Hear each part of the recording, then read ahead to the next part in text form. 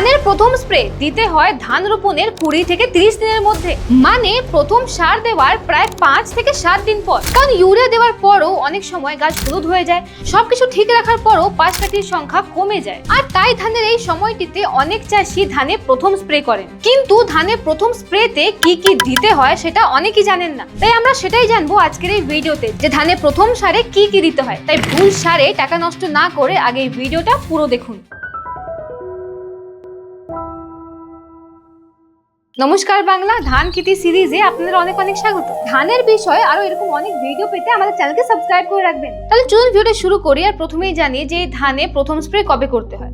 দেখুন, ধানে প্রথম স্প্রে করতে হয় যে সময় আপনার ধানের বয়স প্রায় 20 থেকে 30 দিনের হয়ে যায়, সে সময়, মানে যে সময় আপনারা প্রথম সার দেওয়া শেষ করবেন তার প্রায় 5 থেকে 7 দিন পর। আর এই সময়ে ধানে প্রথম স্প্রে করার কথা কেন বলছি, কারণ হিসেবে এই সময়ে গাছের মাটি থেকে পুষ্টি আর পোষণ টানার ক্ষমতা বেশি থাকে। তাই এই সময় আপনারা যে সার দেবেন বা যে স্প্রে করবেন তার প্রভাব খুব দ্রুত দেখা যায়, আর তাই প্রথম স্প্রের জন্য ধানে এই সময়টাকে সব থেকে ভালো বলে মনে করা হয়।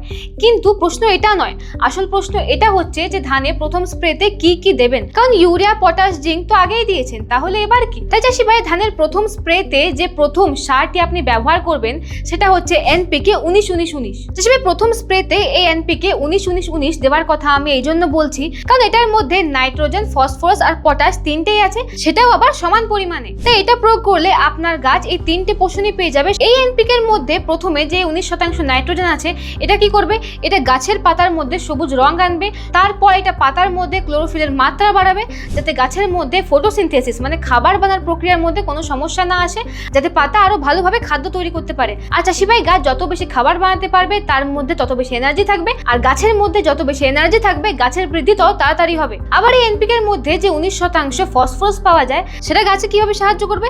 চাষি ভাই, এই ফসফরাস গাছের শিকড়কে মজবুত করবে, যাতে গাছ মাটি থেকে বেশি পরিমাণে পোষণ, বেশি পরিমাণে জল টানতে পারে। আর তার সাথে এর মধ্যে যে 19% পটাশ থাকে, সেটা গাছের মধ্যে রোগ প্রতিরোধ ক্ষমতা বাড়াবে আর গাছকে বিভিন্ন ধরনের চাপের হাত থেকে রক্ষা করবে। তাই ধানে প্রথম স্প্রেতে আপনারা যে সবথেকে গুরুত্বপূর্ণ সারটা ব্যবহার করবেন সেটা হচ্ছে NPK 19-19-19, কিন্তু একে সঠিক মাত্রায় ব্যবহার করবেন, যেটা হচ্ছে প্রতি একরের জন্য 500 থেকে 700 গ্রাম। আচ্ছা, এবার ধানের প্রথম স্প্রেতে যে দ্বিতীয় নম্বর জিনিসটা আপনি ব্যবহার করবেন সেটা কোনো সার নয়, এবার আপনাকে দিতে হবে একটা খুব ভালো, কার্যকর আর দমদার ছত্রাকনাশক, যেটা ধানকে বাঁচাবে এই সময় আসা অনেক ধরনের ছত্রাকের হাত থেকে, যেমন কি ব্লাস্ট, পাতা দাগ, রাস্ট মানে যাকে অনেকে মরিচা রোগও বলেন, আর তার সাথে ঝোলসা রোগ। আর তাই এবার আপনাকে NPK 19-19-19 এর সাথে ব্যবহার করতে হবে কার্টেনি সামার্থা, যেটা হচ্ছে একটা ছত্রাকনাশক, যার মধ্যে একটা নয়, রয়েছে দুটো টেকনিক্যাল। প্রথম হচ্ছে কার্বেন্ডাজিম 12% আর দ্বিতীয় হচ্ছে ম্যাঙ্কোজেব 63% WP। হিসেবে এটা একটা ব্রড স্পেকট্রাম ছত্রাকনাশক, মানে এটা গাছে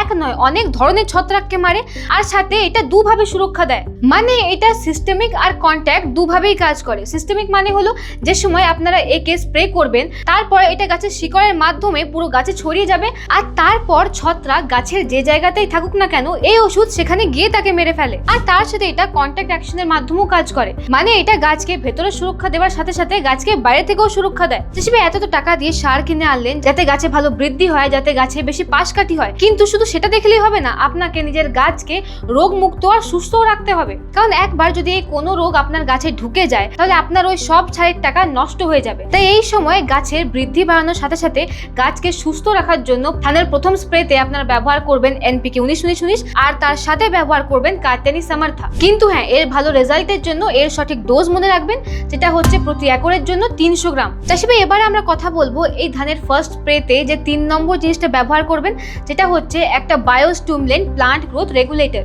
যেটা সরাসরি আপনার গাছের ফলন বাড়াবে আর আপনার গাছকে যে কোনো স্ট্রেসের হাত থেকেও বাঁচাবে। আর চাষি ভাই, এই সব কাজ করবে কার্টেনি ভান্নাট। কার্টেনি ভান্নাট হলো একটা জৈবিক প্লান্ট গ্রোথ রেগুলেটর, যেটা ব্লু ওশান এলগি থেকে তৈরি করা হয়েছে, আর তার সাথে এই ভান্নাটের মধ্যে কিছু মাত্রায় অ্যামিনো অ্যাসিড আর ভাইটামিনসও থাকে, আর এই সব মিলে গাছের শিকড় থেকে ডগা অবধি মানে গাছের প্রতিটি জায়গায় গ্রোথে সাহায্য করে। আর তার সাথে সাথে এটা গাছের শক্তি বাড়ায়, যাতে গাছ যে কোনো স্ট্রেসকে সহ্য করতে পারে, যেরকম কি প্রচন্ড গরম, খরা, পোকামাকড়ের চাপ অথবা বেশি জলের সমস্যা, যে কোনো ধরনেরই সমস্যা হোক না কেন এই ভান্নাট গাছকে সবকিছু থেকে সুরক্ষা দেয়। আর একই সাথে এটা পাতার মধ্যে ক্লোরোফিলের মাত্রা বাড়ায় আর তার সাথে সাথে গাছের মধ্যে পাশকাঠির সংখ্যাও বাড়ায়। কিন্তু হ্যাঁ, এই ভান্নাটের পুরো উপকার পেতে আপনাকে একে সঠিক মাত্রায় ব্যবহার করতে হবে, যেটা হচ্ছে 250 ml প্রতি একর। তো চাষি ভাই, ধানে প্রথম স্প্রেতে কোন কোন উৎপাদ ব্যবহার করবেন সে নিয়ে তো কথা হয়ে গেল, কিন্তু ভাবুন আপনারা এই সবকিছু স্প্রে করলেন, কিন্তু যদি হঠাৎ করে বর্ষা চলে আসে সে সময় কি হবে? আপনারা যা স্প্রে করলেন সে সব কিছু জলে ধুয়ে যাবে। তাই এই সময় আপনাকে এই 3টে উৎপাদের সাথে সাথে এরকম কিছু একটা দিতে হবে যেটা আপনার ফসল থেকে এই সব স্প্রেকে ধুয়ে যাওয়ার হাত থেকে বাঁচাবে। তাই এই সময় আপনাদেরকে এই 3টে উৎপাদের সাথে সাথে আরেকটা জিনিস ব্যবহার করতে হবে, যেটা হচ্ছে কার্টানি ক্যাটালাইজার। এটা হলো একটা সিলিকন বেসড সুপার স্প্রেডার, যেটা আপনারা যা কিছু স্প্রে করুন না কেন, সেটা ছত্রাকনাশক হোক, কীটনাশক হোক বা যে কোনো সার, সেটা যাতে গাছের গায়ে ভালোভাবে লেগে থাকে আর যাতে তার কার্যকারিতা আরো বেড়ে যায় সেটাতে সাহায্য করে। মানে আরো ভালোভাবে বললে এটা গাছের 3টে কাজ করে। প্রথম, আপনারা যা যা স্প্রে করছেন সে সব কিছুকে পাতায় ভালোভাবে সমানভাবে লাগাতে সাহায্য করে। দ্বিতীয়, ওই সব ওষুধকে পাতা থেকে ভেতরে নিয়ে যেতে সাহায্য করে। আর তৃতীয় নম্বর কাজ করে, আপনারা যা কিছু স্প্রে করছেন সেটা যেন বর্ষার জলে ধুয়ে না যায়, ওই ওষুধগুলো যেন পাতার উপর ভালোভাবে লেগে থাকে, পাতার উপর ভালোভাবে চিপকে থাকে।